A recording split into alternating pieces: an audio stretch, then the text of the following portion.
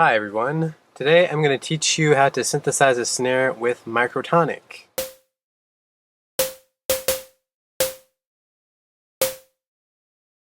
So basically first we have to find our root frequency, which is going to be around 200 Hertz. Then we have to add a bit of pitch modulation to simulate the stick hitting on the skin. So this is what the oscillator on Microtonic sounds like with the pitch modulation. Now we add a bit of distortion, so it sounds more like a kind of 909-ish snare. We adjust the decay a bit. Now let's take care of the noise. So we want a bright, splashy noise, something that's not too long either. So we can start with that. Just reduce the decay a bit. We can also check out the different envelopes and check it in stereo. So now we have a more direct gated envelope, which makes it a lot punchier. So let's try to match it with the snare already made before, that was in the beat in the beginning. So now we have to check the ratio of the oscillator and noise, and there's 65% oscillator, 35% noise about. We also have to check the overall frequency, which is pretty much like a big bump in frequencies, and it's around 1,300 Hertz, I think. Yeah, there we go. The EQ gain was around, let's see here, okay, so 7.47 dB, and the distortion was at 29. So let's adjust that. There we go. So let's try that out. Yeah, so now it sounds like a nice fat snare. Let's just tweak the decay on the noise a bit more. So I'm going to make the noise brighter here. Match the other one.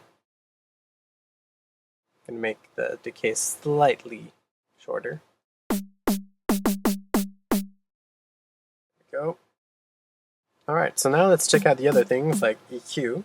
And in the EQ we add a bump around 200 Hertz with a fairly steep Q, about 6 dB of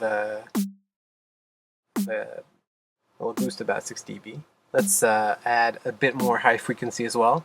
And as you can see, there's a nudge around 500 Hertz just to make room for more elements in the mix, because you can't really hear the difference anyways, so why keep it there? That sounds nice. So about 7.5 dB, a Q of 2.26. For that, we add distortion to make it even more punchy. So around 6 dB of distortion with the saturator, and around 40% dry wet. And as you can see, the frequency of the filter is adjusted to around 200 Hertz with a depth of around 6. To make it crunchy. Then I add a transient shaper. This is a Max for Live device that I found online. So first we put it on clip so that it won't clip the output. And we put about 6 dB of attack. So next, let's just put a kick just to see if it sounds decent with a kick. Alright, so this is pretty cool.